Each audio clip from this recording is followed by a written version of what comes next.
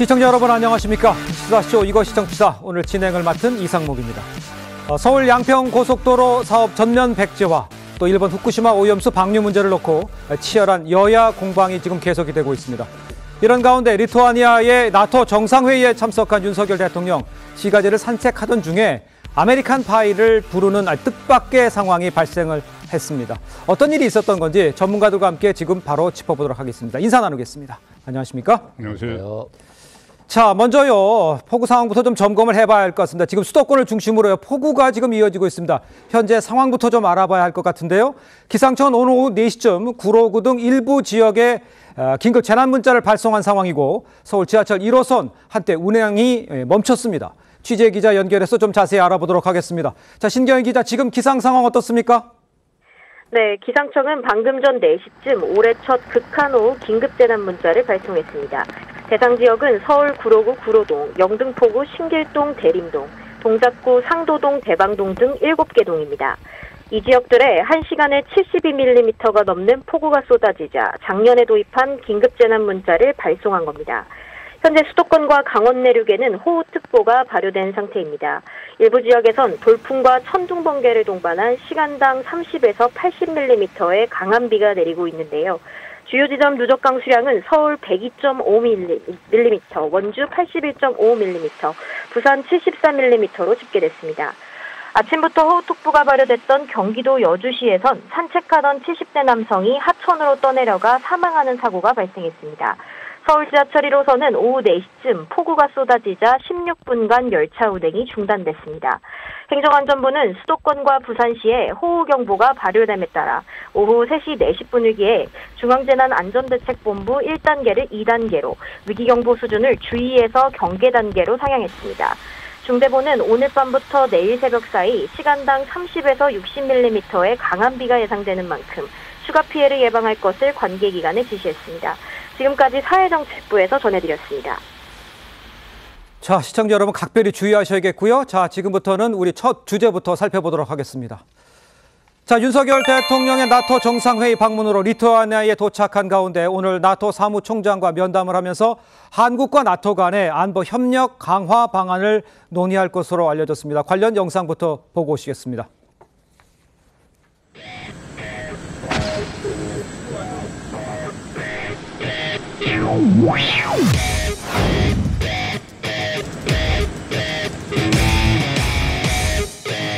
이번에 입각한 질서가 존중되는 그런 협력을 우리 나토 국가들과 인태 국가들이 함께 연대해서 만들어 가야 된다.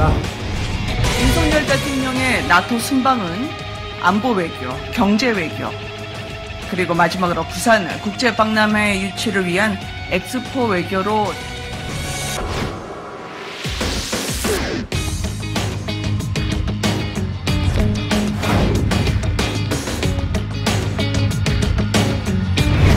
대통령은 국가와 국익에 도움이 된다면 숨가쁜 일정이 된다 하더라도 가급적 많은 나라와 만나는 강행군을 마다하지 말아야 한다는 생각입니다.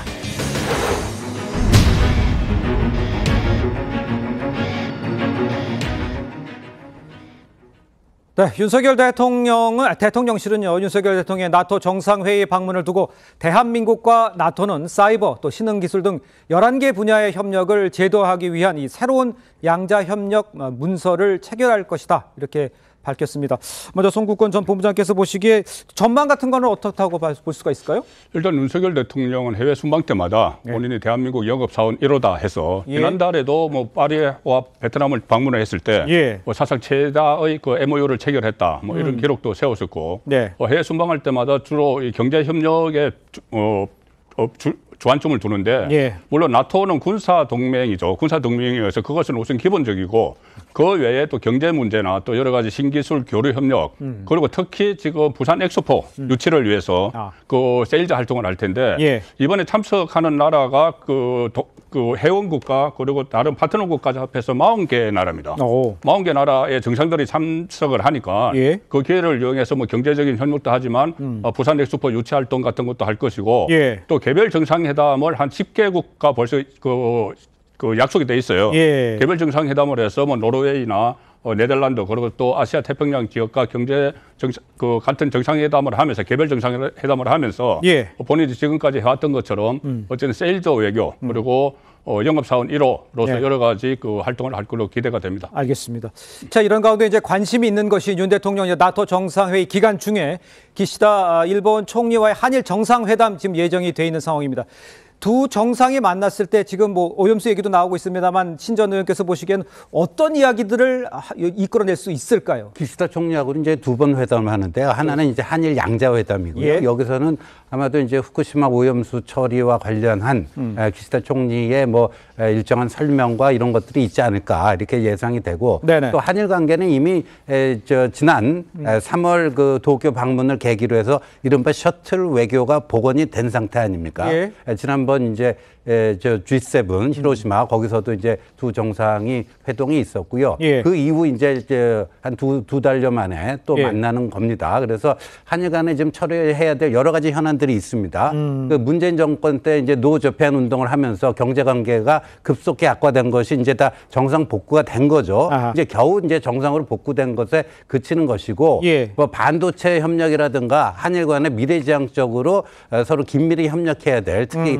경제 민생 분야 이런 게 많습니다. 예. 그런 것들 논의되지 않겠나 보여지고 예. 또 AP4 국가가 그렇죠. 이게 이제 아시아 태평양, 아시아 퍼시픽 AP4인데 한국, 일본, 호주, 뉴질랜드거든요. 네. 근데 이게 이제 나토의 정식으로 파트너 국가로 오는 것은 이게 굉장히 또 의미가 있는 게 유럽과 인도 태평양 지역의 주요 국가들이 예. 또 가치를 공유하고 안보 협력할 수 있는 국가들끼리 이렇게 모이는 거기 때문에 예. 그 회의를 이제 윤 대통령이 주재하게 돼 있습니다. 알겠습니다. 박성민 비서관 전 최고께서 보시기에는 지금 한일 간의 정상회담 다시 예정이 되는데 어떤 대화가 특히 또 오염수와 관련해서는 또 어떤 기대치가 있습니까?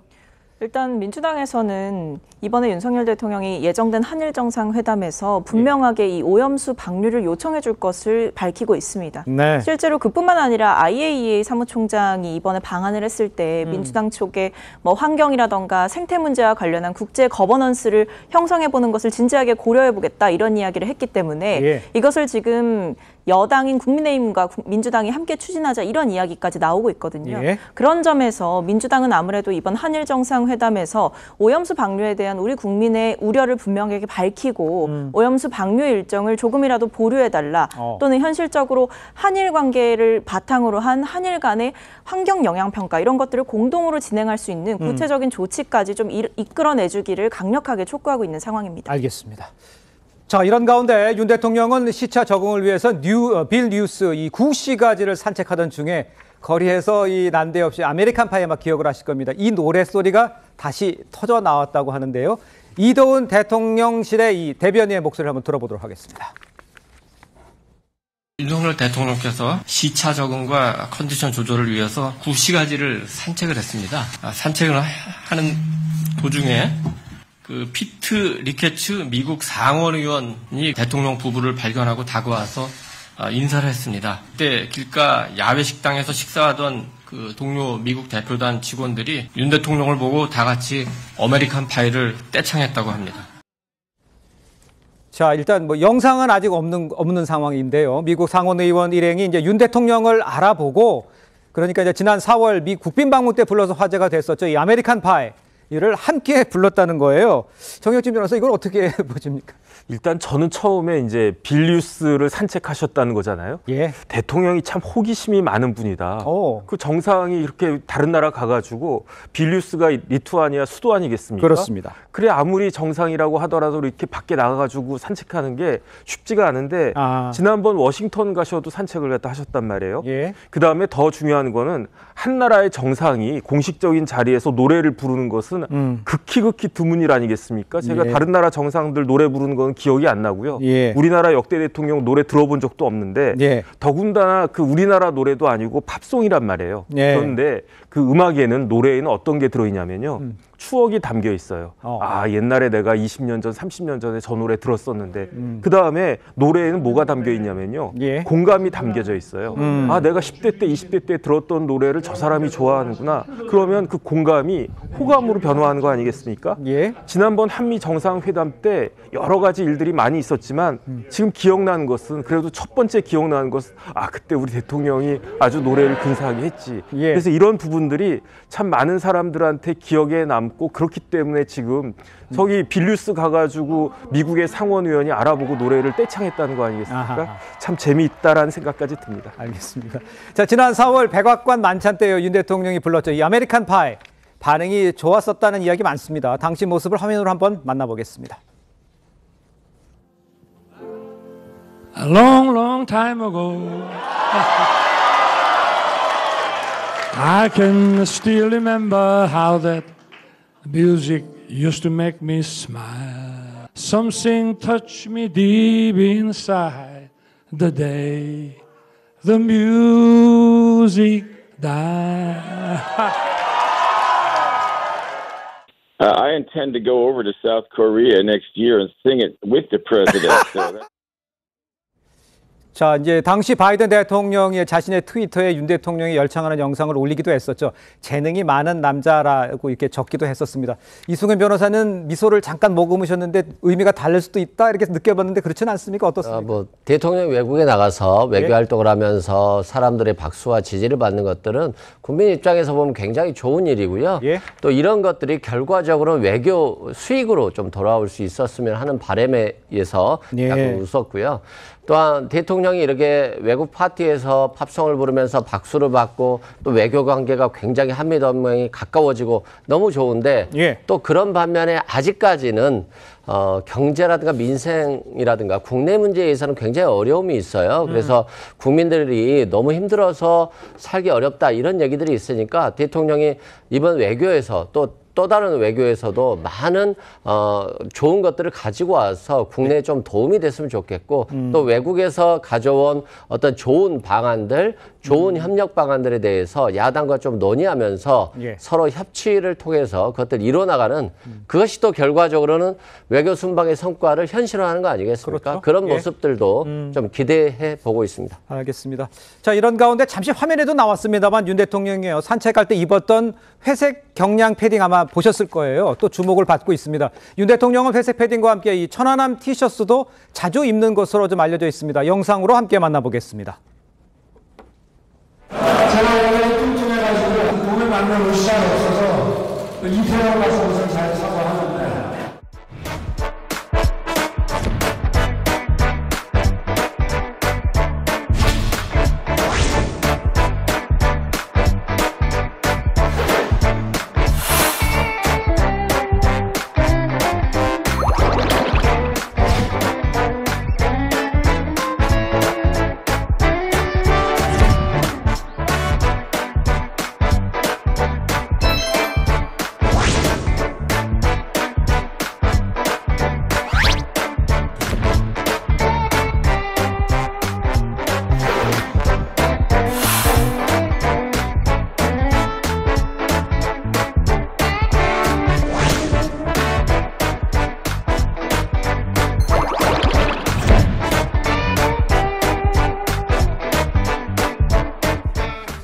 송국권 평론가님께 보시기에는 너무 패딩을 애착하는 거 아닌가 이런 생각은 안 드세요? 아니요. 그러니까 국정 운영을 잘 하느냐 못 하느냐 이것은 뭐 보기에 따라서 다르겠지만은 그 문제와는 별개로 이렇게 서민적인 모습을 보이는 것 그리고 특히 저 패딩 같은 경우에 그 리투아니아까지 가져갔다면은 김건희 여사가 이제 여행 가방을 쌌다는 이야기가 되는 거예요. 집에 있는 것이니까. 아, 그렇죠. 그런 모습은 저는 뭐 청와대 오래 출입했지만은 그런 다른 모습은 보지 못했고 지금 국내에서도 처음에는 그 휴일 되면 시장도 가고 많이 했지 않습니까? 거기에 대해서 또 여러 가지 말이 있으니 그것을 이제 비공개로 좀 돌리고 하는 것 같은데 저런 모습은 저는 상당히 그 좀 신선하다고 봅니다. 신선하다고 보고 그 서민 속으로 같이 가는 것이고 저 해외에 가서 산책하는 것도 그전에 없었던 건 아니고 그전에는 거의 비공개로 했습니다. 비공개로 산책도 하고 했는데 지금 저것을 당연히 공개를 하지 않습니까? 그리고 리투아니아에서 저 아메리칸 파이가 울려 퍼졌다는 것은 저는 그 상당히 의미가 있다고 보는 것이 아메리칸 파이의 노래 가사 자체가 미국인의 삶 그리고 또 정세를 압축적으로 함축해 놓은 거예요. 예. 그걸 그 국빈 방문에서 불렀기 때문에 미국인들이 더 기억을 하는 것이고 예. 하나 여담을 말씀드리면 저 아메리칸 파이가 1971년에 발표가 됐는데 본 맥켈린이 발표를 했는데 예. 저 그 윤석열 대통령이 국빈 만찬에서 저 노래를 부르고 나서 빌보드 차트에서 50위에 올라갔어요. 50위에 올라갔어요. 6주 동안 머물렀습니다. 그만큼 상당히 지금 반향이 큰 그런 예. 새로운 대통령의 모습이라고 볼 수가 있죠. 알겠습니다. 자, 이런 가운데 이제 한동훈 법무부 장관이 오늘요 전남도청에 방문을 해서 김영록 지사와 관계자들과 면담을 했습니다. 전남도청 측은요 한 장관의 방문을 상당히 환대했습니다. 화면으로 만나보겠습니다.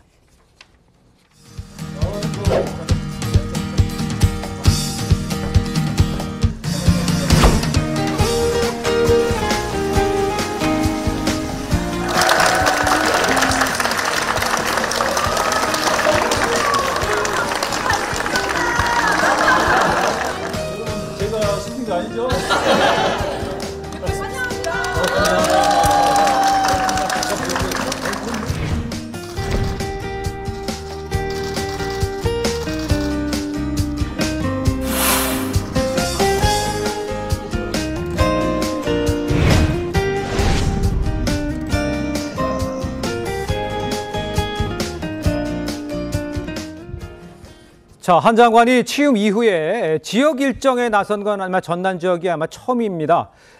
송국권 본부장 왜 전남 지역을 찾은 겁니까?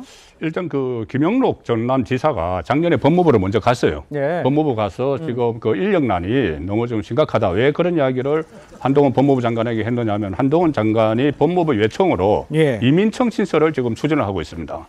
이민청을 신설해서 저출산 고령화 시대 인력도 모자란데 여기 대응을 해야 된다는 게 한동훈 장관 그 법무부 장관 취임사에서부터 나왔어요. 예. 그래서 거기에 대해서 김영록 지사가 특히 전남 지역에서 그 특히 조선업의 인력난이 심각하기 때문에 그 자리를 마련한 겁니다. 그래서 오늘 모안에 있는 그 전남도청에서 법무부와 전남도가 외국인 그 이민제도 정책 간담회를 가졌습니다. 예. 특히 지금 조선업 분야에서 상당히 이 인력난이 심하기 때문에 예. 이 조선업 종사자 와 관련한 외국인 이민 제도 같은 것을 한번 의견을 청취해 보자 해서 오늘 전남을 그러니까 법무부 장관 취임 이후에 처음으로 갔고 예. 어제는 또 그 영광에 있는 그 조선소도 찾아갔어요. 예. 조선소도 현대 3호 중공업이죠. 그 조선소도 찾아갔기 때문에 어쨌든 본인이 그 관점을 가지고 추진을 하는 이민청 예. 설립을 위한 그 현장 방문 뭐 이런 차원으로 볼 수가 있는 거죠. 예. 지금 조선소 방문한 것까지 이제 합쳐서 얘기를 해주셨는데 신주호 전 의원께서 보시기에는 어떤 의미가 있다 뭐 이렇게 해석은 할 수 있겠습니까? 뭐 우리나라가 세계에서 제일 빠른 고령화, 그다음에 세계 꼴찌의 출산율 이거 예. 아닙니까? 그러니까 우리가 15세부터 64세까지를 노동인구 또 뭐 생산 가능 인구 이렇게 네. 표현하고 있는데 일할 수 있는 그래도 버는 사람들이죠. 근데 이 절대수가 몇 년 전부터 줄고 있습니다. 그리고 저 한동훈 장관이 말이죠. 이제 지방에 한번 가보겠다 했더니 윤석열 대통령이 그 조선소 가려면 울산에 뭐 그 현대중공업도 있고 그 거제에 그 대우조선도 있지만 목포 예. 쪽으로 한번 가봐라 예. 이렇게 강추를 한 모양입니다. 왜냐하면 잘 나가는 조선소보다도 목포 쪽이 이제 지금 간 데가 이제 울산이나 거제에 비해서는 규모가 좀 낮은, 예. 규모가 좀 작은 이런 곳이고 예. 그러다 보니까 아무래도 인력 구하기가 구인난이 더 심각한 곳입니다. 그러니까 저런 데는 우리가 좀 과감하게 숙련 기능공 외국인들을 과감하게 이쪽으로 한국으로 불러서 같이 하는 것들이 우리를 위해서 좋은 거죠. 뭐 예. 외국인 뭐 기능공들 좋은 일 시켜주자 하는 그런 차원을 떠나서 그러니까 지금 한 장관의 이 업무 법무부 하면 맨날 이제 사람들이 검찰만 생각하는데요. 예. 검찰 지휘 감독하는 것뿐만 아니라 출입국 관리하는 게 이제 법무부의 또 주요 업무 중에 하나입니다. 그러니까 그렇죠. 이렇게 외국인 숙련공들을 어느 정도 폭으로 받아들일 것인가 하는 것은 아하. 법무부 장관으로서 할 수 있는 민생 경제와 직결되는 그런 업무죠. 예. 그러니까 저는 조금 취임하고 지금 1년 2개월 만에 이렇게 지방 행보를 시작했는데 다소 좀 늦은 감이 좀 있다라고 생각합니다. 알겠습니다. 한동훈 장관은요, 어제도 이제 전남 영암 현대 3호 중공업을 방문을 했습니다. 이 자리에서 이제 기업과 외국인 근로자들의 목소리 직접 청취를 했죠. 화면으로 만나보시겠습니다.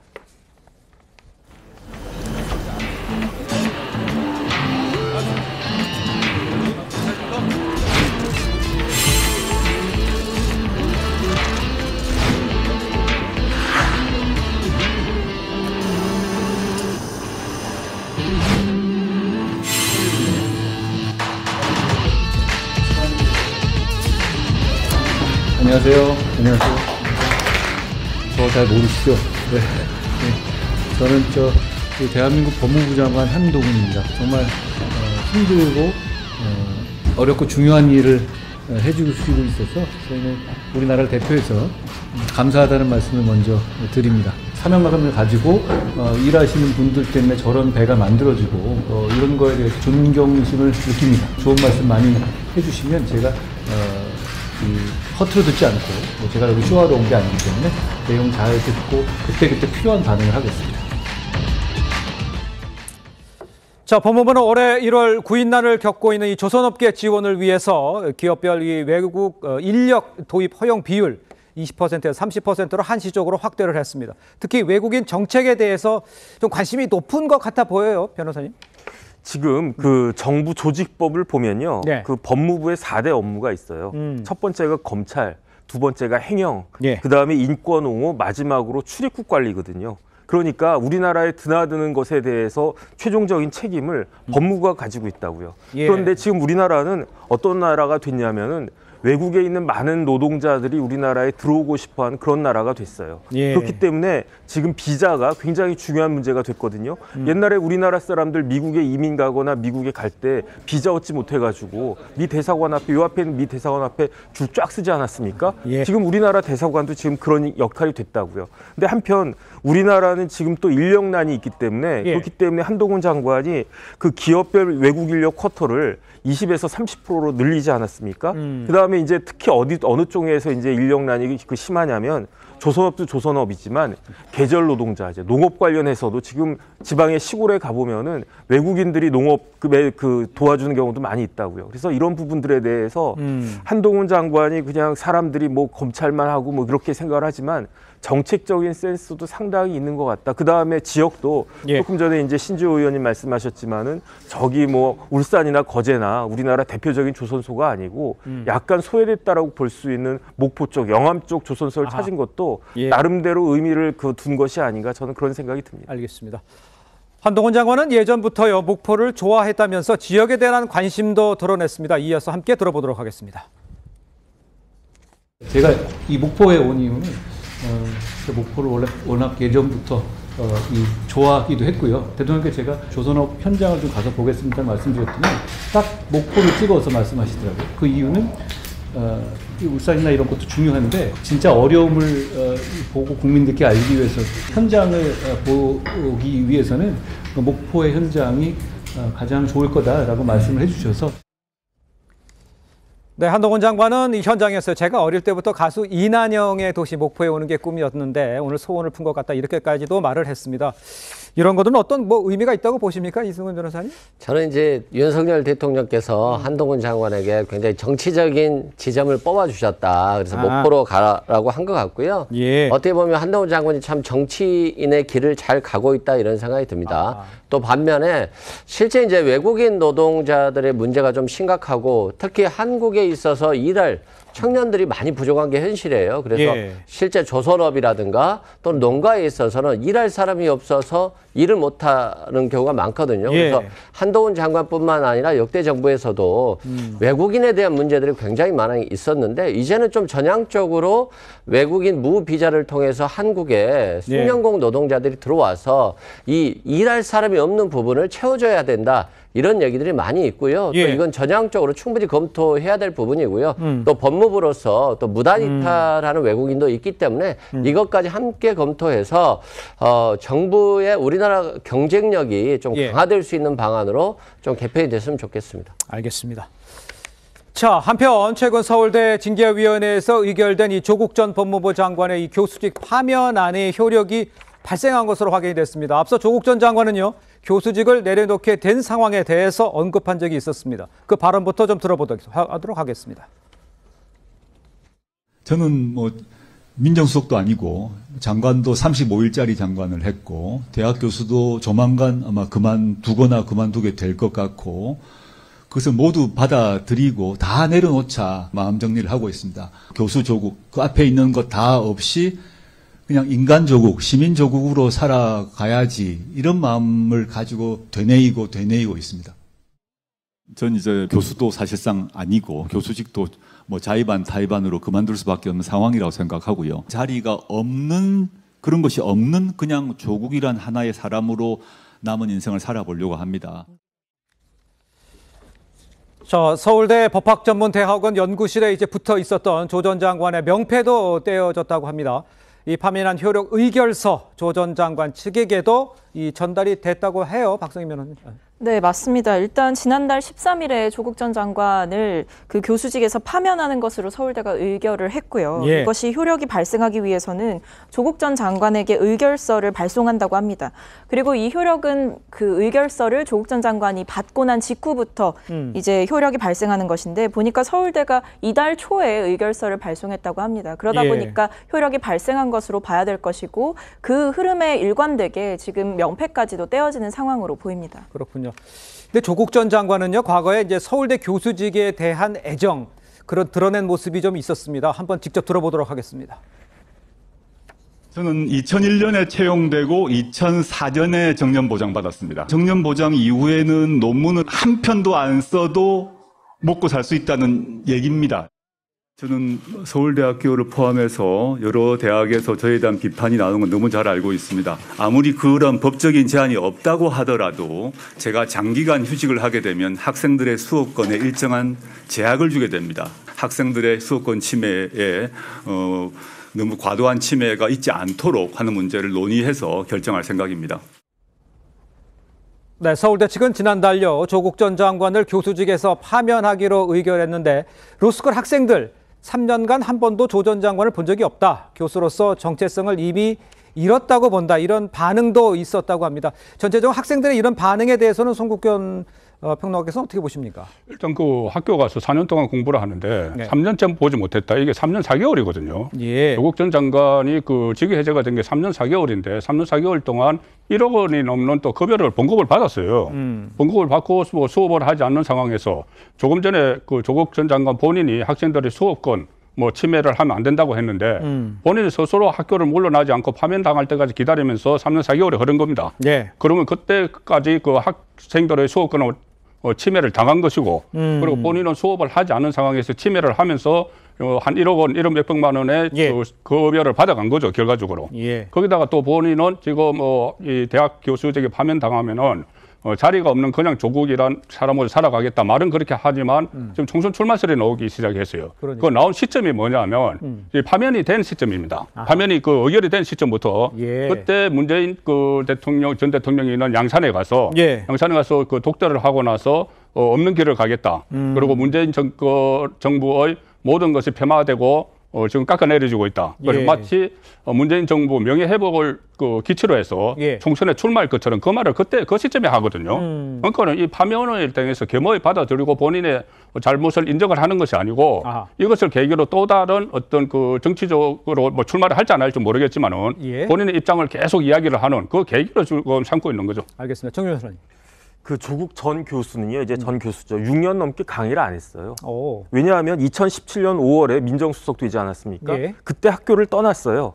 그다음에 2019년 10월에 이제 장관을 사퇴하고 10월 달에 교수직에 잠깐 복직했는데 10월 달에 복직해서 무슨 강의했겠습니까? 그런데 12월 달에 2019년 12월 달에 불구속 기소가 됐고요. 2020년 1월 달에 직위 해제가 됐어요. 아하. 그래서 그때부터 지금까지는 그 직위 해제가 됐기 때문에 그 강의를 할 수가 없는 거죠. 그러니까 6년 넘게 서울대 로스쿨을 떠나 있었기 때문에 서울대 로스쿨 학생들이 조국 전 교수의 얼굴을 보지 못하는 것은 당연한 건데 그런데 저는 아무리 그래도 그렇지 서울대가 해도 너무했다라는 생각이 드는 게 어떤 면에서요? 2020년 1월 달에 직위 해제 해놓고 원래 직위 해제 되면 그때부터 징계 빨리 시작해야 되거든요. 네. 2년 반 동안 징계도 안 하고 있다가 1심 선고가 난 다음에 비로소 이제 파면을 갖다 했기 때문에 예. 그 사이에 교수직이 있기 때문에 서울대 로스쿨 형법 교수단은 정원에서 한 명이 비어있는 상태가 6년 동안 있었던 겁니다. 아, 그렇군요. 이승훈 변호사님 뭐 하실 말씀이 있으신 건가요? 그렇습니다. 뭐 서울대가 좀 늦게 한 건 맞아요. 그렇지만 이 조국 사건에 대해서는 사건이 워낙 복잡했어요. 기소 내용도 너무 많고 또 유무죄 판단도 많이 갈릴 수 있는 상황이었기 때문에 서울대 입장에서는 유죄라고 좀 결론 내기는 어려웠거든요. 실제 무죄 부분도 많이 있었고 그래서 1심 판결이 선고된 이후에 하는 것이 현명하다고 판단했기 때문에 그런 것이고요. 1심 1심 판단의 기간이 좀 재판 기간이 길었기 때문에 그런 거지만 예. 그런 측면을 제외하고는 그렇게 늦은 결정이라고 볼 수는 없다고 생각되고요. 예. 이제 뭐 파면이 됐고 개인 조국으로 이제 제대로 이제 완전히 돌아간 것이기 때문에 본인의 좀 일을 하면 좋겠고요. 예. 또 뭐 언론이라든가 국민의힘 입장에서 보면 조국 전 장관이 출마하는 거 아니야 그렇지만 예. 조국 전 장관 개인 입장에서 보면 자신의 항소심 재판이 가장 중요할 거예요. 아하. 1심에서 2년의 실형을 선고받은 상태이기 때문에 이게 유지된다라고 한다면 법정 구속이 되는 거거든요. 그래서 저는 뭐 지금 조국 장관이 총선 출마를 해서 아이들이 뭐 학교에 대한 소송을 취하한다 뭐 이런 너무 정략적으로 보는 것보다는 그냥 순수하게 이제는 좀 어느 정도 내려놓기를 하고 있다 이렇게 보시면 될 것 같습니다. 알겠습니다. 지금 뭐 몇 분께서 언급을 해주셨습니다만 조국 전 장관은 어제요 아들의 허위 인턴 확인서 의혹과 관련해서 연세대 대학원 석사학위를 반납하겠다고 밝혔습니다. 이거를 두고 아까 좀 언급을 해줬습니다. 혹시 내년에 총선 출마를 위한 건 아니냐 이런 분석까지 지금 나오고 있는 상황입니다. 출마 여부와 관한 발언들 한번 좀 들어보도록 하겠습니다. 저는 여전히 지금 재판을 받고 있는 상황 아니겠습니까? 목에 칼이 이제 풀렸을 때, 발목에 있는 쇠사슬이 풀렸을 때 뭘 할지는 저도 잘 모르겠습니다. 지금으로서는 말씀드리기가 좀 곤란하지 않나. 이 출마설이 이 팽배할 때 저하고 문자를 교환했는데 2심 재판에 전념하고 싶다. 출마하니 안 하니의 이 주제의 대상으로 안 삼았으면 좋겠다. 자, 우리 신 전 의원님, 지금 뭐 아들의 문제, 뭐 딸의 문제 이런 걸 더 정리를 하는 것이 혹시 출마를 하는 거 아니냐 이렇게 하는 지적에 대해서는 동의를 하십니까? 우상호 전 의원은 본인이 뭐 개인적으로 문자를 주고 받았는데 아니다라고 하는데, 근데 지난번에 양산 갔다 와서 그 다음날 올린 글을 보면은 네네. 그게 뭐 그렇게 해석할 수밖에 없는 거 아닙니까? 지도에 없는 길을 가겠다. 뭐 문재인 정부의 모든 것들이 부정당하고 있는데 도저히 이걸 지켜보고만 있을 수가 없다. 뭘 하겠다. 근데 지금 개인 조국이 할 수 있는 게 뭐죠? 없어요. 없어요. 그리고 기존에 무슨 책 쓰고 여기저기 다니면서 무슨 북 콘서트하고 하는 건 이미 하고 있는 건데 그거를 더 확대하겠다는 의미는 아니잖아요. 양산 갔다 와서 쓴 글을 보면은. 그리고 그때 양산에 같이 동행하고 사진도 찍고 한 뭐 그 조국 민정수석 당시에 그 뭐 거기서 뭐 행정관하고 하는 사람이 있어요. 그 사람도 내년에 호남 지역에서 뭐 출마를 준비하고 있다는데 무슨 그 표현을 쓰냐면요. 정치적 복권이라는 말을 씁니다. 그러니까 지금 1심에서 실형 2년 선고받고 지금 항소심이 진행되는 거 아닙니까? 사법적으로 어떻게 하기가 좀 힘들다고 판단을 하고 내년 총선에서 출마해서 만약에 당선이 되면은 사법적으로는 유죄지만 정치적으로는 복권된 거다. 유권자들이 복권시켜줬다. 지금 그런 컨셉으로 이건 뭐 조국 본인이 직접 얘기한 건 아니지만 조국하고 가장 가까운 그 보좌 역을 하는 그런 사람이 그런 얘기를 벌써 하고 있어요. 하고 있는 거고, 보다 뭐 조민이나 아들이 뭐 이게 반납하고 이런 거는 아마도 이제 조민 씨의 경우에는 이제 그 뭐죠? 이 기소, 그 기소할 수 있는, 그게 이제 좀 남아 있잖아요. 공소시효가 남아 있으니까 또 기소를 면하려고 하는 건 아닌가 이렇게 보여집니다. 박지원 전 국정원장도 출마할 것이라는 얘기를 했던 걸로 기억을 하고 있는데 박성민 비서관께서 보시기에는 어떻습니까?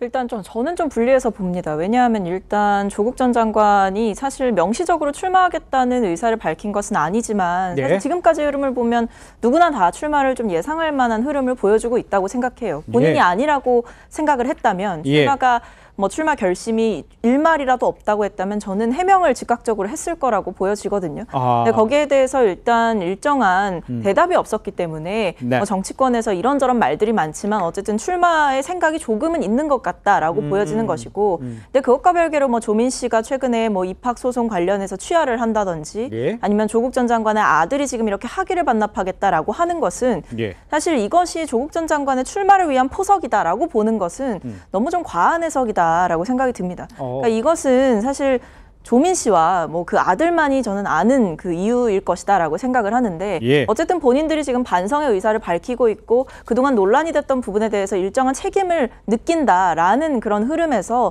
뭐 늦었지만 이제라도 그런 행위를 하는 것이 뭐 적절하다라고 볼 수밖에 없을 것 같고요. 이것을 총선과 연결시켜서 본다면 너무 그 가족이 마치 정치 공동체처럼 움직이고 있다는 과한 음모론이 될 수도 있을 것 같아서 좀 분리해서 보는 시각이 필요할 것 같습니다. 그렇군요. 정혁진 변호사님.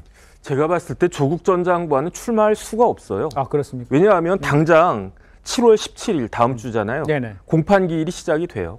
항소심. 그러면 계속 이제 공판기일 나가는 그런 모습들이 찍히고 있을 텐데 네네. 그런 상황에서 내년에 총선을 나갈 수 있는 뭐라 그럴까 면목이나 그런 게 있겠습니까? 그다음에 준비할 시간도 없을 것 같고요. 예. 그 1심 재판은 2019년 12월에 시작했는데 올해 2월 달에 끝났어요. 무려 1심 재판을 3년 3개월이나 끌었거든요. 예. 그런데 전반적으로 항소심 재판은 1심보다는 훨씬 빨리 끝나고요.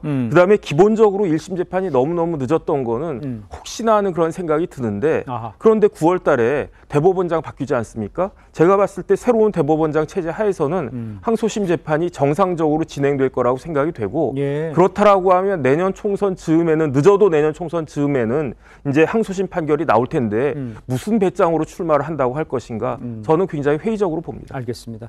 자, 이렇게 뭐 회의적이라고 얘기하시는 분도 있고 가능성이 있다라고 진단해 주신 분도 있습니다만 일각에서는요. 조 전 장관이 추미애 전 장관과 손잡고 신당을 창당해서 총선에 출마할 것이다. 이런 예측을 내놓기도 했습니다. 관련해서 발언들이 있습니다. 들어보도록 하겠습니다. 조 전 장관 출마를 한다더라 유불리를 재단하거나 비난하거나 하는 것은 대단히 비민주적이고 반인간적이다. 검찰 세력들이 거의 뭐 일족을 다 멸하듯이 한 거잖아요. 따님까지도 이제 기소하겠다 어런장을 놓고 있고 조 장관 입장에서는 개인의 의지 또는 집단의 의지로 자기의 그 자율적인 판단과 주장을 할 수 있는 것이 민주사회인 거죠. 저는 조국 장관님이 꼭 나오시면 좋겠어요. 조 장관님이 꼭 같이 뛰어야 될 파트너가 있다면 추미애 전 대표죠. 저는 나가서 도울 마음이 있습니다. 백의종 군을 할 마음이 있습니다. 지금 나오냐 안 나오냐 그것도 이야기가 무성하고요. 또 신당 창당할 것이냐 어떻게 나올 것이냐 무소속으로 출마할 것이냐 조 전 장관의 출마설에 대해서 말이 무성한 상황인데 약간 뭐 패널들님도 좀 갈리는 것 같아요. 송국권 평론가는 어떻게 판단하십니까? 일단 시도는 할 것 같아요. 시도는 한다. 시도는 하는데 그게 현실화되는 문제는 별개 문제인데 지금 손혜원 전 의원이 추미애 조국 두 전직 법무부 장관을 이야기했잖아요. 같이 간다. 그게 손혜원 전 의원이 경험이 있어요. 지난번 20대 총선 때 당을 하나 만들었죠. 열린민주당. 그래서 이것은 비례대표용 정당이었습니다. 그때 준연동형 비례대표로 선거법이 개정이 됐기 때문에 위성정당도 비례대표용 위성정당도 생기고 했는데 그때 정봉주 손혜원 전 의원이 만들었던 게 열린민주당이라는 비례정당 정당이었어요. 그것을 통해서 최강욱, 김의겸 의원이 국회로 들어왔죠. 그렇죠. 그래서 그런 형태의 정당을 만들어서 이 비례대표 2명, 그러니까 아마 추미애, 조국 이렇게 하면은 그 가능성이 있다는 이야기를 본인이 해봤기 때문에 하는 거예요. 손혜원 전 의원이 현행 선거법에 의해서. 그렇지만 지금 만약에 조국 추미애 전 장관은 일단 별개로 치고 본인의 기억구가 있고 하니까 그러니까 돌아갈 때가 있으니까 본인 생각에는 조국 전 장관이 만약에 출마를 하게 되면은 민주당 안에서 엄청난 반발이 일어날 거예요. 왜냐하면 다시 조국의 강에 다시 빠지자는 말이냐 이런 식으로 하면서 상당한 출마하지 말 것을 지금도 그런 이야기들이 나오고 있지 않습니까? 그렇게 요구하는 상황에서 과연 조국 전 장관이 본인이 계속 몸담고 있었던 진보 진영의 분열을 또 뻔한 분열을 그것을 감수를 하고 출마를 할 것인가? 저는 거기에 대해서는 회의적이라고 봅니다. 알겠습니다. 자, 이런 상황인데 반면에 이제 민주당 내에서는 조 전 장관의 신당 창당 가능성 없다 이런 목소리도 있습니다. 들어보도록 하겠습니다. 추미애 전 장관하고 조국 전 장관 두 분이 손잡고 신당 만든다. 가능성이 없어 보이고요. 어떤 구체적인 실체는 전혀 없는 것으로 저는 알고 있습니다. 조 전 장관은 아시는 것처럼 지금 항소심에 재판해야 됩니다. 그런데 집중하셔야 될 것이고 추 전 장관도 또 오선 의원의 장관까지 지내고 또 당대표 지낸 분 아니겠습니까? 그분이 좀 아무리 좀 개성이 강한 분이라고 하더라도 당에 부담이 되는 방향으로 저는 가지 않을 거라고 저는 그렇게 믿고 싶습니다. 자, 이승은 변호사께서는 당내 반응은 어떤지 좀 생각해 주시고 본인 생각은 어떤지 좀 얘기를 해 주세요. 일단 추미애 전 장관 같은 경우는 민주당 전 대표잖아요. 당 대표로서 활동하신 분이 탈당을 해서 어떤 비례 위성정당을 만든다? 뭐 전혀 상상하기 어려울 것 같고 당도 그런 입장이라고 보시면 될 것 같고요. 또한 조국 전 장관은 지금 민주당 분이 아니에요. 그러면 만약에 민주당으로 출마하려고 한다면 민주당으로 당원 가입을 하고 그리고 출마를 해야 되는 것인데 지금 현재 민주당의 지도부가 조국 전 장관을 받을 수가 없죠. 그런 측면에서 조국 전 장관이 민주당으로 출마할 가능성은 없다고 보여지고요. 만약에 출마한다면 무소속이거나 위성정당을 만드는 것인데 위성정당을 만드는 문제도 선거법이 개정되지 않아서 기존대로 위성정당이 탄생할 수 있어야 되는 것이기 때문에 이 부분도 국회에서 만약에 논의를 통해서 개정을 해버리면 가능성이 막히는 것이고요. 무소속으로 나왔을 때 어느 지역을 갈 것이냐에 대한 논의도 많은데 뭐 광주로 갈 것이다. 뭐 광주로 간다면 당선 가능성은 높겠습니다만 본인의 명예 회복에 무슨 도움이 될까요? 저는 명예 회복에 큰 도움이 안 된다고 보고요. 그래서 저는 결국 조국 전 장관이 가장 빠르게 명예 회복을 할 수 있는 방법은 항소심에서 열심히 대처를 해서 무죄 판결을 받는 것이다. 그거 외에 뭐 당선이 됐다 할지라도 유죄 판결을 받는다라고 한다면 결국에는 정치적 법권이란 그 전제 자체가 없어지는 것이기 때문에 저는 조국 전 장관이 그것에 집중할 것으로 보여지고 또 그런 측면에서 그의 딸이나 아들들도 뭐 석사학위를 반납한다거나 뭐 입학 취소 처분에 대한 취소 소송을 취하하는 그런 태도를 보이고 있는 그 일환이라고 보여집니다. 알겠습니다. 자, 그런데 이제 앞서서 조민 씨죠. 이 고려대와 부산대 의전원 입학 취소 처분 소송을 취하하겠다고 이제 밝혔을 두고 있죠. 법조계에서는 숙명여고 쌍둥이 사건에서도 아버지와 자녀 모두 기소되었다는 점을 고려를 하면 이 검찰이 조 씨를 기소할 것이란 이런 전망도 나오고 있는데 정혁진 변호사께서 보시기에는 어떻습니까? 일단은 제가 지난번에 이제 그 항소 취하한다라고 지난주에 이야기가 나왔어가지고 찾아봤더니 그 어제 항소 취하서를 제출했어요. 그렇습니까? 어제. 그러니까 지난주에 한 게 아니고 그래서 뭐 주저하거나 그랬을 것 같지는 않고요. 그다음에 그 숙명여고 쌍둥이 사건에 비하면은 그때가 훨씬 더 가혹한 겁니다. 왜냐하면 숙명여고 쌍둥이들은 다 미성년자였어요. 그다음에 이제 그걸 통해 가지고 어떠한 피해도 없었습니다. 왜냐하면은 그 뭐 숙명여고 쌍둥이가 그 성적 조작한 걸 가지고 어디 대학을 갔습니까? 의전원을 갔습니까? 그렇지 않았는데 그런데 조민 같은 경우에는 또 범죄가 2개잖아요. 고려대에도 있었고 부산대 의전원에도 있었고 그다음 그걸 통해서 고려대에 떨어진 사람이 있었을 것이고 부산대 의전원에 떨어져가지고 의사가 되고 싶었는데도 불구하고 되지 못한 사람이 있었고 그다음에 고려대 입학할 때는 모르겠지만 적어도 부산대 의전원에 그 지원했을 때에는 누가 봐도 대학을 졸업한 명백한 그 성년 아니었겠습니까? 그럼에도 불구하고 여태까지 기소하지 않았다라고 하는 것은 사실은 봐줘도 너무 봐줬다. 물론 이해는 돼요. 근데 이제 딱 한 달 남았습니다. 공소시효가. 지금 검찰이 어떻게 생각하고 있는지 모르겠는데 어찌됐든지 간에 기소할 건 빨리 하고 기소 안 할 거면 아예 그냥 기소하지 않는다고 이야기를 갖다 하는 것이 검찰이 제대로 일을 하는 것이 아닌가 하는 생각이 듭니다. 변호사님으로서는 어떻게 기소할 것으로 예상을 하세요? 제가 봤을 때는 기소를 할 것 같아요. 왜냐하면 여태까지는 기소를 안 하고 있었으니까. 그러니까요. 안 할 거로 생각을 했었는데 이거는 솔직히 말하면 봐줘도 너무 봐준 건데 조민 씨나 하는 행동이 이거는 범죄를 저지른 사람으로서 할 수 없는 행동을 너무 지나치게 한 것이 아닌가. 그런 부분들에 대한 여론을 검찰이 그 생각하지 않을 수 없지 않나. 저는 그런 생각이 듭니다. 알겠습니다. 자, 이런 가운데 한편 민주당 전당대회 돈봉투 의혹의 핵심 피의자인 이 강래구 전 한국수자원공사 상임감사위원, 이 의원 측 변호인이요. 국회의원 제공 명목으로 3천만 원을 윤관석 의원에게 준 부분을 인정한다 이렇게 밝혔습니다. 자, 이렇게 되면 이승훈 변호사님 먼저 의미는 상당히 있는 진술이다 이렇게 봐야 하는 거 아니겠습니까? 그렇죠. 뭐 공판 준비기일에 이 얘기를 했다라고 하는 것은 결국에는 법정에서 자신이 윤관석 의원에게 3천만 원을 준 것을 인정하는 것이기 때문에 결국에는 윤관석 의원의 진술 여부와 상관없이 윤관석 의원에게는 굉장히 불리한 진술이고요. 또한 본인이 자신의 혐의를 인정함으로써 양형에 있어서 도움을 받고 뭐 집행유예를 받겠다라고 하는 전략이기 때문에 이 진술이 거의 바뀔 가능성은 없다고 보여지고요. 결과적으로는 민주당 의원에 대한 윤관석 의원 및 이성만 의원에 대해서 다시 영장을 재청구한다 이런 얘기가 있지 않습니까? 아마도 그 보좌관도 지금 구속영장이 발부됐는데 아마 유의미한 진술들이 조금씩 나올 것으로 보여지고 또 녹취록이 있기 때문에 그 녹음과 모순되는 진술을 한다는 것, 특히 법정에서 그런 모순된 진술을 한다는 것들이 피고인 입장에서 보면 굉장히 부담스러운 거거든요. 그런 측면에서 아마 윤관석 의원이나 이성만 의원에게는 불리한 진술들이 나오고 있고 아마 영장을 재청구할 가능성이 굉장히 높아지고 있는 것 같습니다. 알겠습니다. 한동훈 장관은 지난달 국회에 출석을 해서 돈봉투가 전달된 물증이 많다면서 윤관석, 이성만 의원에 대한 체포동의안 가결을 촉구를 했습니다. 다시 한번 들어보도록 하겠습니다. 이런 적나라한 물증들은 검찰과 무관하게 민주당 소속의 이정근 씨 등이 당시 자발적으로 녹음했거나 작성했던 것이고 검찰이 적법한 절차에 따라 확보한 것입니다. 강래구 씨도 처음에는 윤관석, 이성만 의원처럼 극구 부인했으나 현재 이 사건 돈봉투 혐의를 대부분 인정하고 있습니다.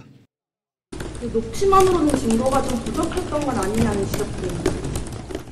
이런 거 보셨어요? 이런 정도 증거를 제가 본 적이 없거든요. 뭐가 더 필요한 건지. 동영상 같은 거 말씀하시는 거예요? 증거는 이례적으로 많다라고 말씀드릴 수 있을 것 같습니다. 자, 이런 상황에 검찰은 돈봉투 수수자로 이 지목에는 민주당 현역 의원을 20명으로 특정한다. 이런 내용을 송영길 전 대표 보좌관 출신인 이 박 씨의 구속영장 청구에 적시를 했습니다. 곧 박 씨에 대한 이 조사를 마치는 대로 이 돈봉투 수수 자료 지목된 이 현역 의원, 송 전 대표 등을 불러서 이제 조사할 방침이라고 하는데, 그렇다면 신 전 의원님, 지금 상황에서는 이제 탄력이 붙게 된다 이렇게 봐야 됩니까? 그렇게 되는 거죠. 그거 지금까지 드러난 작은 규모가 9,400만 원 정도 되지 않습니까? 그중에 6천만 원이 300만 원씩 20개 봉투로 현역 의원들에게 전달이 됐다. 그런데 20명에 대해서 지금 검찰이 특정을 한 거 아닙니까? 그리고 방금 전에 이제 강래구 전 수정공사 감사는 이게 그 송영길 전 대표의 그 친구뻘 되는 뭐 강남에서 주유소 운영하는 사업가가 그 송영길의 보좌관인 박용수 씨에게 5천만 원을 줬다라는 거 아닙니까? 또 5천만 원 플러스 뭐 다른 1,000만 원을 보태가지고 6천만 원을 그 현역 의원들 300만 원짜리 봉투 20개를 만들었는데 그 중에 절반은 강래구 씨가 인정을 한 거 아니에요. 그 전달하는데 윤관석 의원에게 전달하는데 자기도 관여했다. 근데 이제 윤관석 의원은 그건 다 아니라고 하는데 아니 줬다는 사람이 나오니까 그것도 뭐 다른 당도 아니고 자기 당 같이 뭐 그 공범관계에 있던 사람 입에서 저렇게 나온 거니까 나머지 3천만 원 그 입증하는 것도 어렵지 않을 것 같아요. 이렇게 되면은 민주당이 이제까지 주장해 왔던 것들 지난번에 윤관석, 이성만 그것도 체포동의안 부결시키고 그랬잖아요. 검찰이 너무 지나치다. 이런 민주당의 이제까지 기존 주장이 거의 완벽하게 허물어질 것 같습니다. 지금 완벽하게 허물어질 것이라고 말씀을 해주셨습니다만 이재명 대표는요, 검찰이 20명을 명시한 것을 두고 추측성 정치적 행동을 자제하는 게 바람직하다. 이런 반응을 보였어요. 이런 반응에 대해서 먼저 박성민 전 비서관께서 어떻게 생각하시는지 좀 말씀해 주십시오. 글쎄요, 뭐 아마 저 말이 사실 이게 검찰에서 20명을 특정했다, 또는 10명을 특정했다 이런 보도가 처음에 많이 나왔을 때 사실 이제 여의도 일대에서 좀 명단이 돌기도 했었습니다. 그러니까 그리고 그것들을 선거에 약간 활용하려는 듯한 움직임들이 지역 정가에서 일어나기도 했었고 그러니까 여러 가지 좀 명단이 제대로 특정되지도 않고 공개되지도 않은 시점에서 당의 여러 인사들이 가짜뉴스처럼 이렇게 선동이나 허위에 동원되는 일들도 있었어요. 그러다 보니까 일단 지금 상황에서는 당대표 입장에서는 편을 들 수도 없고 그렇다고 아니라고 할 수도 없는 상황인 거죠. 그렇기 때문에 일단 조금 더 지켜보자라는 유보적인 입장을 취하고 있는 것으로 보이고 다만 과도하게 예를 들면 친분관계, 의원들 간의 친소관계 이런 것들을 추측해서 뭔가 예단을 하거나 명단을 가상으로라도 만들거나 이런 식으로 하는 정치적 행위는 좀 자제하자 이런 의도도 저는 포함이 돼 있는 것으로 보이고 일단 여기에 대해서 검찰의 가짜뉴스다 이런 식으로 반응이 나오고 있는 것은 아니기 때문에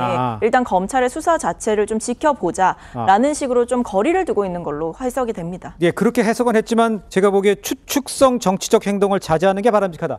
이렇다면 검찰이 이렇게 추측성 행동을 한다 이렇게 이해를 할 수가 있겠는데 그건 맞습니까? 어떻게 봐야 됩니까? 이재명 대표는 지금 모든 것을 정치 수사, 기획 수사 이렇게 몰아가기 때문에 이 20명을 특정한 것도 추측성 정치적 행동이라고 하는데 추측이 아니죠. 검찰이 최근에 그 국회를 2번 압수수색을 했습니다. 2번 압수수색을 했고 지금까지 20명 이야기가 나왔던 것은 그 20명 안팎 아니면은 그 10명 남짓 이렇게 나왔어요. 왜 그러냐면 돈봉투는 20개 만들어진 게 맞는데 2번 받은 사람도 있다 해서 10명, 10여 명 이렇게도 나왔는데 오늘 그 20명 딱 그 20명을 딱 적시한 것은 그 송영길 그 전 대표의 보좌관의 구속영장에 나오는 겁니다. 보좌관 구속영장에 나오고 아주 상세하게 돼 있어요. 추측이 아니고 돈봉투 20개를 만들어서 10개는 각자 그 10명의 국회의원을 네. 그 외무통일위원장실에 외교통일위원장실 그때 송영길 전 대표가 위원장이었죠. 그쪽에 소회실에 불러서 10명에게 다 하나씩 줬다. 그다음에 그때 주지 못한 사람들은 윤관석 의원이 국회의원회관으로 가서 10명의 의원실에 다니면서 봉투를 하나씩 줬다. 그래서 딱 20명이 된 거예요. 그것을 그냥 막연히 추측으로 한 게 아니고 그때 당시에 그 기록들 만약에 국회의원회관에서 그 본관으로 와서 외교통일위원장실에 가면은 어떤 기록 같은 것이 남을 수도 있고 또 CCTV도 있습니다. 그런 것을 다 압수수색을 해서 추측이 아니고 증거에 의해서 20명을 딱 적시한 거예요. 명단은 지금 말하지 않았지만 조금 전에 말씀하신 것처럼 명단이 일종의 뭐 정보지 이런 데서 나오면서 보도까지 막 돼요. 그 친명계가 뭐 5명 있다 이런 보도도 나왔습니다. 그렇죠. 근데 확실히 그것이 정말 5명 있는지는 모르지만 저는 이 돈봉투 사건은 지금부터 본격화된다고 봅니다. 지금까지는 돈봉투를 만든 사람들, 돌린 사람들인데 돈봉투를 받은 의원이 현역 의원이 국회의원이 20명이라고 하면은 지금 검찰이 적시를 한 대로 20명에 대한 소환은 지금 불가피하겠죠. 그러면 민주당 현역 의원 20명이 줄줄이 검찰에 소환이 되는 그런 장면이 지금 그 예상이 되기 때문에 이재명 대표 입장에서는 다른 리스크도 많은데 이것까지 겹치니까 이것을 다시 또 어떤 정치 수사로 몰아가기 위해서 추적, 뭐 정치적 행동 이렇게 이야기하는데 불가하다고 봅니다. 알겠습니다. 자, 저는 다음 주제로 좀 넘어가 보도록 하겠습니다. 서울 양평 고속도로 논란 오늘도 계속되고 있죠. 김건희 여사 일가 특혜 의혹을 제기한 민주당에서도요. 관련 특혜 의혹이 터지면서 파문이 좀처럼 지금 가라앉지 않고 있는 상황입니다. 관련 영상부터 보고 이야기를 이어가도록 하겠습니다. 이리 가면 군수 땅, 저리 가면 총리 땅, 요리 가면 실장 땅이라는 말이 나올 지경입니다. 또 자살골 넣은 격입니다. 노선 결정과 관계없이 민주당 게이트 의혹의 진상은 명명백백히 밝혀내야 할 것을 다시 한번 강조합니다.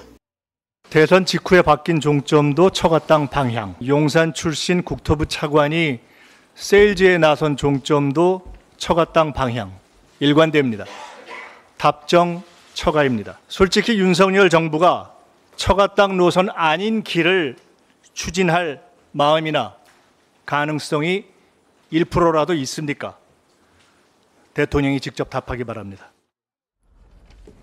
자, 지금 계속 들어보셨습니다만 여야 가릴 것 없이 이제 서로가 특혜를 받는다 이렇게 주장하고 있는 상황이에요. 자, 무슨 하나하나 따져보기도 좀 어려울 상황처럼 번지고 있는데 신지호 전 의원께서 보시기에 양쪽이 이렇게 얘기하는 그 양쪽이 서로가 이제 특혜받았다 이렇게 주장을 하고 있는 상황이잖아요. 이걸 어떻게 보고 계시고 어떻게 해결을 할 수가 있을까요? 이 방송 시작되기 한 좀 전에요. 세계일보가 또 뭐 단독으로 기사를 내고 있는데 문재인 정부 임기 중에 이미 지금 김건희 특혜라고 한 그 안이 문재인 정부에서 노선 변경안이 이미 검토되고 있었다 하는 거를 국토부 내부 자료라든가 이런 팩트에 근거해갖고 얘기를 하고 있는 겁니다. 그다음에 이 민주당이 이제 그 후쿠시마 오염수 뭐 괴담 선동하다가 속된 말로 장사가 잘 안 되고 그러니까 이걸로 뭔가 뭐 다 그냥 그 결정적인 타격을 윤석열 정권에게 입힐 수 있겠다 해갖고 이걸 들고 나온 건데 좀 번지수를 한참 잘못 찾았어요. 그런 식으로 따지면은 이제 지금 뭐 얘기한 것처럼 뭐 김부겸 전 총리부터 유영민 전 청와대 비서실장부터 민주당 출신 양평 군수까지 뭐 이런 게 그대로 있고요. 그다음에 양평 주민의 입장, 양평 주민의 입장에서 가장 평범하게 생각해 보면요. 여러 가지 교통 흡수량이라든가 또 서울 양평 고속도로인데 양평 사람들이 그걸로 인해서 그 고속도로를 활용할 수 있어야 되는 거 아닙니까? 그러니까 IC를 신설하는 거는 그건 필수적인 거고 이건 여야 좌우 할 것 없이 그냥 상식적인 판단에서 이루어져야 되는데 거기다가 이제 김건희 여사 특혜 이걸 갖다 붙여서 정치 공세를 하려다가 지금 부메랑을 맞은 꼴이 됐습니다. 이승훈 변호사님의 반박도 들어보겠습니다. 어떤 의혹이 제기되면 그것에 대해서 답변을 하고 좀 냉정하게 뭔가를 일처리를 해야 되는데 너희들 의혹 제기가 이상한 것 같아. 그냥 이거 백지화할 거야. 라고 다가오는 것 자체가 저는 원희룡 장관이 이 사건을 오히려 키웠다고 생각되고요. 장관이 그냥 이 정부 예산 한 2조 가까이 드는 것들을 김건희 여사 공격한다고 백지화 시켜도 되는 겁니까? 이런 식으로 대응하는 방식들이 일단 잘못됐고요. 두 번째는 군수 너도 땅 있잖아. 라고 또 비난을 하고, 아니 전 문재인 정부의 국무총리도 거기 살잖아 라고 비난하는 것도 저는 굉장히 부당하다고 생각을 해요. 예. 이분들은 거기에서 거주하시는 분들이에요. 뭐 거주를 하지 않으면서 땅을 사놨다, 뭐 그렇다면 뭐 다르겠지만 여기에서 20년 동안 거주하는 양평 전 군수가 당연히 거기에 뭐 집이 있는 건 당연하고 거기 앞마당 땅을 산 것이니까 예. 그것과 비교할 부분은 아닌 것 같고요. 김건희 여사 일가의 땅은 축구장 5개 부지라고 하니까 네네네. 굉장히 크단 말입니다. 그리고 거기에서 거주하지 않는데 그 땅을 샀다는 것은 개발 이익을 보고 사지 않았겠어요? 그렇다면 합리적으로 답변을 하면 되는 것이지 예. 뭐 후쿠시마 오염수 방류 갖고 괴담하듯이 또 김건희 여사 갖고 괴담한다 이런 식으로 하는 것들은 결국 여야가 예. 국민에게 신뢰받는다기보다는 진흙탕 속으로 그냥 싸우겠다는 거예요. 그래서 국민의힘의 어떤 전략 전술이 굉장히 좋아진 것 같습니다만 예. 결과적으로 국민 입장에서 보면 뭐가 뭔지 모르게 혼란을 주는 거예요. 그래서 의혹 제기한 부분에 대해서 명확하게 해명을 하고 예. 그리고 나서 민주당과 뭐 다투다거나 이런 것도 괜찮지만 그냥 민주당이 반발하고 민주당이 의혹 제기하니까 이거 백지하겠다 이런 식의 대책은 굉장히 정부로서는 부적절한 대책이다. 지금 팩트를 하나 왜곡하고 있으니까 제가 그건 바로 잡아야 되겠는데요. 뭐 그 양평 민주당 출신 양평 군수가 20년을 살았는데 그거 갖고 문제 제기하는 게 말이 되느냐? 김건희 여사 땅은 그건 뭐 뭔가 그 시세 차익을 노린 투기성 그 뭐였다. 그게 완전히 가짜 뉴스예요. 네. 거기가 그 김씨 그 집성촌이고요. 네. 대대로 내려오는 곳이에요. 그러니까. 대대로 내려. 예. 그다음에 뭐 김건희 여사 명의 혼자로 뭐 축구장 5개가 아니라 그쪽 그 집성촌 그 집안 그래가지고 오는 건데 그럼 그게 무슨 그걸 가지고 특위를 위해서 뭐 했다? 사실 저런 식으로 왜곡하고 가짜 뉴스를 퍼뜨리니까 민주당이 안 되는 거예요. 알겠습니다. 그렇기 때문에 굉장히 위험한 거예요. 의혹 제기를 하는데 일단 가짜 뉴스라고 하잖아요. 의혹 제기. 그러면 야당 입장에서 보면 잠깐만요. 의혹 제기를 할 수가 없잖아요. 의혹 제기하는 것은 가능하고 맞습니다. 의혹 제기할 수 있습니다. 한데 김건희 여사 그 땅에 대해서는 신전 의원 얘기가 맞는 거 아닙니까? 그러니까 그 전에 있었던 거 아니에요? 축구장 5개 정도 부지가 있고 네. 그 중에 일부는 네. 매입을 했어요. 그래서 개발이 가능한 지역을 매입한 부분이 있고요. 예. 그게 이제 김건희 여사와 여사의 가족들이 매입한 것이고요. 그게 예. 한 1,200평 정도 된다고 그래요. 예. 그래서 자꾸 무덤이 있는 선산이다 하는데 선산 예. 부분과 추가적으로 매입한 부분이 별도로 있습니다. 별도로. 아, 그렇습니까? 네. 정 변호사님 그 얘기에 대해서는 어떻게 이야기를 알고 계십니까? 그게 중요한 게 아니고 예. 정동균 전 군수가 중요한 거예요. 네. 왜냐하면 서울 양평 간 그 고속도로 계획을 국토부가 세운 게 예. 2017년 1월이에요. 이건 말 그대로 계획이거든요. 예산이 반영이 안 되면 계획은 그냥 없어질 수도 있어요. 예. 그런데 이게 이제 현실화된 게 언제냐면 2021년 4월 30일입니다. 왜냐하면 기재부에서 예타가 통과가 됐어요. 예비 타당성 조사가. 예. 그런데 어떤 일이 있었냐면 2020년 12월 8일에 정동균 군수가 258평을 그 3억 5천만 원에 구입을 해요. 예. 그런데 정동균 군수는 2018년부터 2022년까지 군수였단 말이에요. 우리나라 부패방지법이 어떻게 규정이 되어 있냐면은 예. 만약에 어떤 그 공직자가 직무 수행 중 알게 된 비밀이나 소속 공공기관의 미공개 정보를 이용해서 재산상의 이득을 취득하게 되면 7년 이하 징역 7천만 원 이하 벌금에 처해지도록 되어 있거든요. 네네. 이거는 누가 봐도 예타가 통과될 거를 양평 군수였으니까 알고 이거를 그 한두 평도 아니고 원래 집이 한 140평 됐는데 자기 집의 2배가 되는 그런 땅을 정동균 군수가 무려 3억 5천만 원이나 주고 샀단 말이죠. 예. 그러면 여기에 대해서 진짜로 우연하게 그걸 산 건지 아니면 양평 군수로서 정보를 알고 일부 그 땅값이 오를 걸 알고 여기에 대해서 샀는지 이것부터 빨리 수사가 들어가야 된다라고 저는 생각합니다. 알겠습니다. 일단 그 미공개 정보를 사용했다는 거는 아직 확인이 안 된 거니까 좀 넘어가도록 하고요. 그다음에 이승훈 변호사님 뭐 하실 말씀 있으십니까? 그러니까 이게 뭐 의혹 제기를 하면 좀 정치적인 해법을 제시해야 되는데 이 수사로 가요. 결국에는 검찰이 진실 여부를 밝혀주는 것 이것들이 예. 굉장히 후진국형이거든요. 예. 그래서 또한 이 검찰이 상대방에 대해서만 제대로 수사를 하고 자신 측의 정 군수에 대해서 수사하면 되죠. 그리고 그러면 김건희 여사 일가의 땅에 대해서 수사를 해야죠. 근데 한쪽은 수사를 하지 않고 한쪽만 수사를 한다고 한다면 예. 문제가 발생하는 거거든요. 그래서 지금 이런 논란 자체가 좀 냉정하게 정치적으로 사실관계를 파악해가는 그런 절차가 필요하고 그런 것들을 결국 국민이 바라는 것들인데 예. 계속 싸우다가 결국 검찰 수사에 맡긴다? 이런 것들이 굉장히 국민들 입장에서 보면 불편해 보이는 정치 현실로 생각됩니다. 알겠습니다. 박성민 비서관님 잠깐만요. 이런 상황에서 사실을 확인해야 된다라는 것에 동의하지 않는 분은 없으실 겁니다. 그런데 지금 확인 작업이 진행이 되고 확인을 했는데도 거기에 대해서 또 가짜뉴스를 제공하고 이렇게 공세를 한다는 게 지금 국민의힘 쪽의 입장이고요. 거기에 대한 확인을 해달라는 것이 지금 민주당 쪽의 입장인 걸로 이해는 됩니다. 그런데 지금 나온 것들도 한번 패널 여러분들과 함께 같이 의논을 해보도록 하죠. 예, 그러면서 이제 국민의힘이요. 김 여사 일가 특혜 의혹이 나온 이 서울 양평 고속도로에 대한 노선. 이것이 문재인 정부가 계약한 이 민간 업체가 제시한 아니었다 이런 주장이 있습니다. 이게 무슨 말인지 한번 직접 들어보도록 하겠습니다. 오늘 나왔던 보도를 보면 2022년 1월 6일에 문재인 정부에서 계약된 용역업체에서 이 타당성 성과를 통해 처음으로 이 변경안이 나왔다는 겁니다. 그럼 민주당 주장대로라면 노선 종점 변경은 탄핵 사유면은 문재인 대통령 탄핵하려고 합니까? 그러니까 이미 그 과정, 그 전에부터 이 대안이 있었다, 이렇게 발표됐었다 이런 얘기잖아요, 송국권 의원은. 그러니까 예비 타당성 조사를 하면은 그걸로 끝나는 게 아니고 전략 환경 영향 평가를 하고 본 타당성 조사를 해요. 그런데 지금 예비 타당성 조사만 가지고 이게 바뀌었다고 하는데 본 타당성 조사를 문재인 정권 때 한 겁니다. 문재인 정권 때 두 곳에 용역을 줘서 동해기술공사, 경동엔지니어링 두 곳에 공동으로 2022년 그 3월에 용역을 줬고 2022년 5월 19일 날 결과가 나와요. 그래서 지금 그 논란된 노선 지금 대안으로 이 국토부에 보고를 합니다. 지금 저 강상면 쪽에 분기점을 만드는 거, 저것도 종점이라고 표현하는 것도 상당히 이상한 표현이에요. 종점 그러니까 마치 무슨 땅이 있는데 어떤 뭐 그 도로가 그까지 들어가는 것처럼 하는데 그 분기점입니다. 분기점이 저것이 하는 게 낫다. 그리고 그 사이에 왜냐하면은 그 양평 주민들의 최대 수건이 인터체인지를 만드는 것이기 때문에 그냥 JCT 이거는 그냥 다른 고속도로와 연결시키는 거잖아요.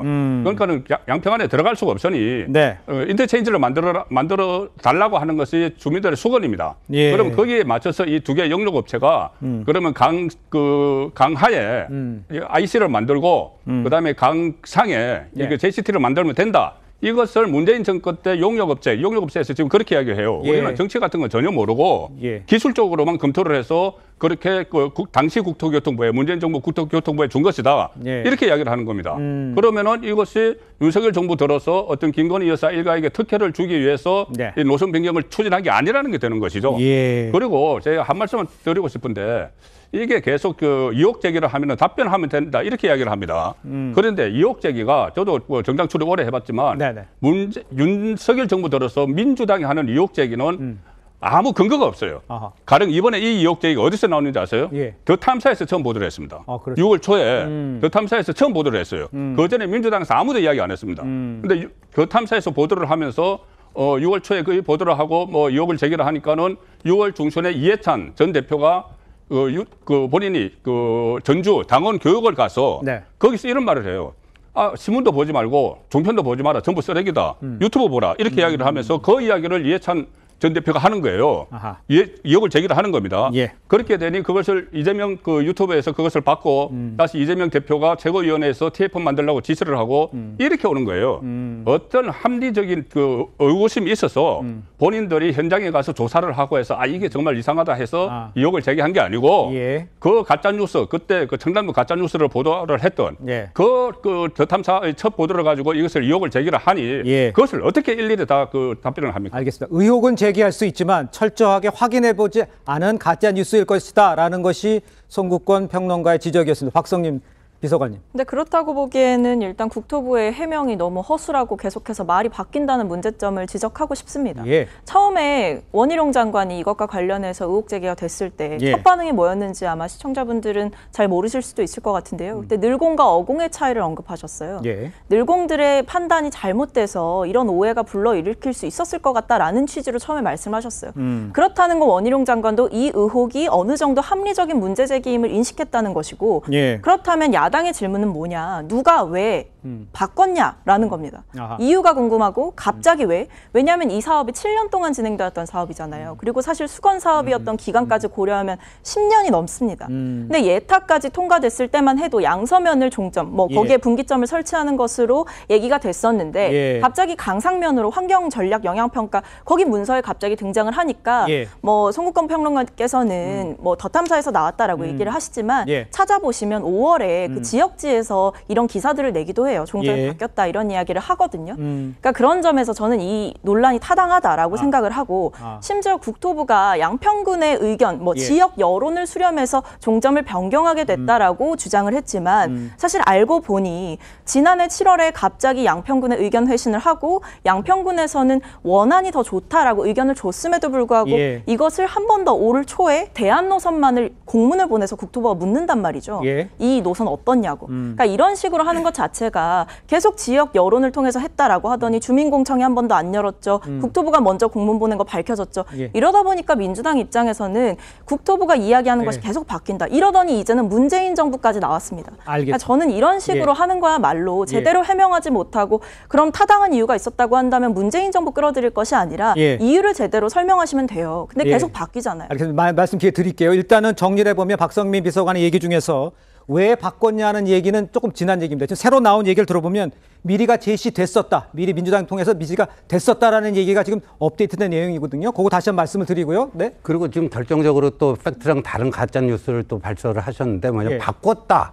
뭐 거의 과거 완료형으로 지금 얘기하잖아요. 바꿨습니까? 그러니까 지금 그 예타 그 통과한 그 원안이 완전히 속된 말로 킬됐습니까? 그게 아니잖아요. 지금 국토부에서요 어떤 계획을 갖고 있냐면 원안하고 대안 두 개의 안 또 작년에 또 민주당 그 양평 군수가 나중에 또 뭐 세 개의 뭐 안을 제시하고 그랬는데 이제부터 그걸 갖다 주민 설명회도 하고 양평 군민들의 12만 5천 명 양평 군민들의 의견을 수렴을 해가지고 그 중에 하나 정하면 되는 거 아닙니까? 예를 들어서 뭐 주민 투표를 해도 되는 거고요. 여러 가지 합리적인 결정 방식이 있는 겁니다. 그런 식으로 지금 작업을 해 나가려고 하는 거예요. 그런데 지금 민주당은 뭐라는 거야? 바꿨다. 이렇게 또 가짜 뉴스 발설하지 않습니다. 알겠습니다. 정 교수님. 그 2021년 4월 30일에 예타가 통과가 됐는데 예타는 어디서 하는 거냐면 기재부에서 하는 거예요. 예비 타당성 조사 아니겠습니까? 그러니까 예비 타당성 조사 다음에 뭘 해야 되냐면 타당성 조사를 하는 거예요. 타당성 조사는 어디서 하느냐? 기재부에서 한 게 아니고요. 국토부에서 하는 거예요. 그러니까 한 1년쯤 지난 2022년 3월, 작년 3월에 막 대선 있고 막 그럴 때 국토부가 용역을 맡겨요. 용역을 맡겨가지고 그 용역한 엔지니어링 회사에서 두 달 뒤인 5월 19일 날 대안을 보고를 갖다 해요. 그런데 대안에 대해서 어떻게 이야기를 하느냐? 원안이 이제 양서면 그게 문제점이 있다. 첫 번째는 오염수, 지금 이야기 많이 나온 그 오염수가 그 문제가 될 수 있다. 왜냐하면 강을 두 번 건너니까. 그 우리나라 그 저기 수도권 상수원인 한강을 두 번이나 건너니까 이거는 오염수 배출 기준과 관련해서 문제가 있을 수 있다. 두 번째는 뭐냐면은 조류가 있나 봐요. 거기에 새들이. 조류 보호 대책이 필요하다. 방음시설 같은. 그 다음에 세 번째가 뭐냐면 지역 그 주민들의 민원이 있다. 그렇기 때문에 내세운 게 이 강상면의 대안인데 강상면의 그 장점이 뭐냐? 상수원 보호 통과를 최소화한다. 한 번밖에 강을 안 건너니까. 두 번째는 환경 훼손을 최소화한다. 그다음 세 번째는 IC가 설치가 될 수 있어서 지역 그 주민들한테 훨씬 더 유리하다. 그렇기 때문에 이런 대안을 한번 생각을 해봐라. 이렇게 해가지고 강상면이 된 거지. 강상면에 뭐 그 대통령 영부인 일가 그 친정 땅이 많다고 해가지고 강상면으로 그 결정된 게 아니잖아요. 근데 오히려 지금 본 것처럼 뭐 군수나 뭐 누구나 그런 문제점이 있는데 거기에 대해서 해명을 하지 않고 이런 식으로 자꾸 이야기하는 거는 좀 문제가 있는 거 아닌가 싶습니다. 네, 이승훈 변호사. 그러니까 원안이 기재부가 한 원안이 양서면이 있고요. 또 국토부가 한 대안이 있다는 거잖아요. 그러면 이 안이 양서면에서 강상면으로 바뀌려고 하면 행정부는 절차라는 게 있어요.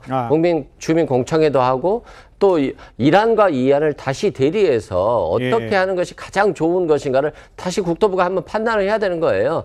근데 어떤 그런 절차들이 없이 굉장히 원희룡 장관이 신속하게 결정을 했다. 물론 뭐 확정이 안 됐다라고 하니까 뭐라고 표현해야 되는지 어렵습니다만 굉장히 신속하게 변경하는 대안을 선택해요. 그래서 이제 이것에 대한 문제를 제기한 것이지 뭐 당연히 타당성 조사해서 이 안으로 바꿀 수도 있죠. 그런데 바꾸는 과정이 석연치 않다는 거예요. 그런데 뭐 여기에 대해서 좀 화풀이 하듯이 하는 것들이 결국 김건희 여사와 관련된 문제이기 때문에 너무 강하게 나오는 거 아니냐. 이건 화풀이할 문제는 아닌 것 같고요. 원희룡 장관이 초기에 버벅된 부분이 있어요. 그 부분에 대해서 하나씩 풀어나가면서 국민들께 의혹을 해소하는 과정이 필요해 보입니다. 알겠습니다. 지금 양쪽의 주장이 팽팽하게 맞서고 있는 상황인데 결국 피해를 보는 거는 양평 군민과 시민 또 국민일 겁니다. 좀 확실한 방법으로 좀 해결을 했으면 하는 방법이 있었으면 하는 바람입니다. 저희는 다음 주제로 좀 넘어가 보도록 하겠습니다. 자, 한편 민주당에서 후쿠시마 원전 오염수 방류의 안전성 여부를 검토한 IAEA에 대해서 핵 발전을 장려하는 기관으로 이런 문제에 관여할 수 있는 기관이 아니다. 새로운 기구를 만들어야 한다. 이런 주장까지 나왔습니다. 함께 들어보도록 하겠습니다. IAEA가 이런 문제에 있어서 관여할 수 있는 기관이라고 대부분의 국민들이 오인하고 계셨었죠, 처음에는. 근데 IAEA는 그런 권한이 없습니다. 그 무기로서의 사용을 막고 핵 발전, 그러니까 핵의 사용을 장려하기 위한 기관이거든요. 근데 마땅한 기구가 없다 보니까 일본이 소위 말하는 용역 계약을 한 거죠. 발주한 거죠. 그렇다 보니까 그런 국제기구를 또다시 만든다. 라는 게 사실은 필요한 지점입니다. 자, 민주당 양이원영 의원입니다. 지난 9일 한 토론회에서 IAEA는 원전 국가들이 분담금을 내서 운영하는 기구라면서 유엔과 협력하는 기관, 유엔 산하 기구가 아니다. 이는 국가기록원을 통해서도 확인할 수 있다. 이렇게 주장을 했습니다. 이거 사실 여부 정 변호사님 어떻게 봐야 됩니까? 제가 살다 위인 설관이라는 말은 들어봤어도 자기 논리 보강하려고 국제기구 만들겠다라고 하는 건 제가 말이 안 된다라는 생각이 들고요. 그다음에 뭐 다 좋다라고 생각을 하는데 예컨대 일본이 이제 돈이 많아가지고 IAEA에 용역 계약 큰 돈 주고 용역 계약을 했다라고 하면 그럼 또 어떤 문제가 남는냐면요. 후쿠시마의 원전 그 처리수 관련해가지고 미국의 여러 기관들이 있어요. FDA에 그 미 식품의약품 FDA가 있지 않습니까? 거기서 뭐라고 이야기했냐면은 공중보건상 문제가 될 것이 없다라고 그랬어요. 미국의 연방원자력 규제위원회가 있어요. NRC라고. 거기는 미국의 공중보건이나 환경에 위험을 끼칠 수준에 훨씬 못 미친다고 그랬고요. 캐나다 정부에서도 인지 가능한 수준의 방사성 수치 변화가 없고 그렇기 때문에 국민 건강에도 그 우려가 없고 호주도 마찬가지예요. 그러면은 뭐 일본이 그 진주만 공격해가지고 미국을 식민지 삼아가지고 미국에 있는 기관들이 다 일본 정부 말 듣도록 그렇게 만들었습니까? 말이 안 되잖아요. 예컨대 일본이 이렇게 이야기했다. 그러게 못 믿겠다. 그거는 말이 되는데 객관적이고 가장 권위가 있는 국제 원자력 기구에서 한 이야기를 못 믿겠다라고 하고 그런데 그걸 못 믿겠다라고 하는 게 우리나라 민주당밖에 없어요. 오히려 더 원전수에 직접적인 영향을 받고 있는 태평양 건너편에 있는 선진국인 미국, 캐나다, 호주 다 문제가 없다라고 이야기하는 거 아니겠습니까? 그런데 그걸 갖다가 보강하기 위해서 심지어 새로 국제기구까지 만들어야 된다라고 하니까 도대체 어디까지 나가야 될지 모르겠다는 생각이 듭니다. 이수근 변호사님. 못 믿겠다라고 하는 나라도 있고요. 믿겠다고 하는 나라도 있기 때문에 뭐 한국만 민주당만 그런다. 뭐 이건 잘못된 판단이라고 생각되고요. 그렇습니다. 뭐 아주 일본 기업에서 깨끗한 정수기를 팝니다. 이 정수기를 통과하면 물이 완전히 깨끗해진다고 해요.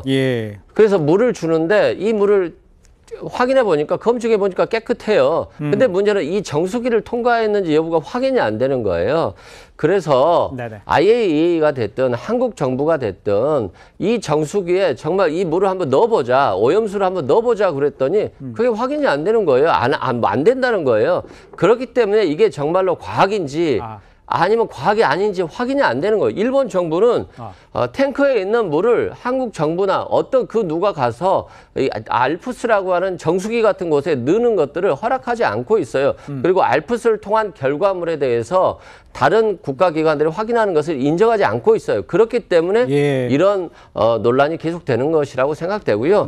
일본 정부가 그렇게 알프스의 성능을 자신한다라고 한다면 세계 각국의 전문가들한테 직접 채취를 맡기고 그걸 통과시킨 통과시킨 결과물들을 보여주면 이 논란은 깨끗하게 해결될 것으로 보여집니다. 지금 이재정 의원이 얘기한 거는 정말 저건 국제기구에 대한 무식을 그대로 드러난 건데요. IAEA의 설립 취지가 원자력의 평화적 이용입니다. 그렇죠? 원자력의 평화적 이용. 그러니까 북한이 핵 도발하고 그러면요. 핵 사찰하는 것도 IAEA의 주요 기능 중에 하나고요. 핵 안전성 평가하는 거. 이것도 IAEA의 3대 기능 중에 하나입니다. 그래서 여기 하는 거예요. 그러니까 좀 엉뚱한 얘기는 좀 그만하고요. 지금 또 가짜 뉴스를 얘기를 했는데 우리 문재인 정부 때 그 정의용 장관이 그 제시한 조건에 다 맞고요. 그 샘플은요. 지금 한국을 비롯해서 5개 국가, 7군데에서 교차 검증한 결과입니다. 알겠습니다. 자, 저는 1분 후에 돌아오도록 하겠습니다. 네, 대한민국 이슈의 중심 시사쇼 이것이 정치다 여기까지입니다. 저희는 내일 다시 찾아뵙겠습니다. 고맙습니다.